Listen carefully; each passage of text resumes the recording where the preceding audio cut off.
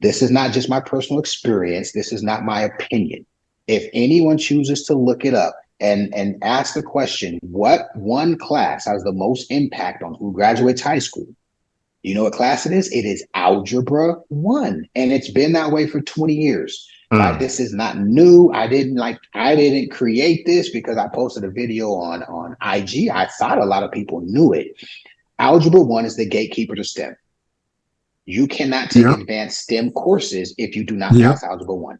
Algebra 1 is the gatekeeper to chemistry and physics. You Yep. cannot take those courses if you do not take Algebra 1. Congratulations, you can't go to college, right? Like college is out if you don't take those courses. Algebra 1 is remediation in most states. So Mm. even if you take 4 years of math, let's just say you go Algebra 1, Geo, Algebra 2, pre-calc, your counterparts and the kids who were not in remediation all over the country did geometry, algebra 2, pre-calc, calc. Who's more attracted to a college? Those kids. Again, it's not like you did something bad. Parents just need to know this, because an alternative is a parent can say, hey, I want my child to take algebra in junior college. It is now lawfully available for high school students to take online algebra, junior college algebra, and the reason I was very adamant about that, on IG, that became such a ridiculously polarizing topic, is because I know the environment in a lot of those ninth grade classes when you've got an innocent 14-year-old kid walking into their first year of high school, and it's a high stakes course where if you don't pass it, you're in trouble. I want to control what I can control.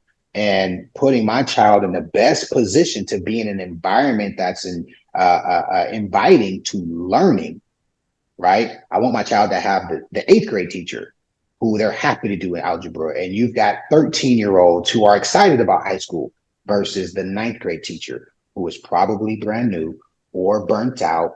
Or again, there might be a language barrier, there might be a cultural barrier because you can't keep teachers on those sections over time, right? And then you got 16 and 17-year-olds who cut up and do all those different things, right? And then so you pass, but all your friends passed.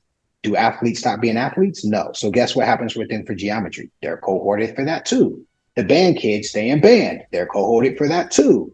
The kids who pass geometry, generally the failure rate is very low because Mm-hmm. they're grade level. Those kids are cohorted to algebra 2. Boom, your geometry experience is another class where you're in 10th grade and you got some 11th graders, some 12th graders. So you're cohorted, right? And so I think people get confused with school tracking. Yeah, school tracks data, they track attendance, they track discipline, they track all that stuff. When I say tracking in this regard, it's about you are now cohorted with a group of students and parents don't even know. They have no clue that this prejudice, it's a prejudice. They have no clue that this prejudice is intact for their child, and they don't even think to ask questions.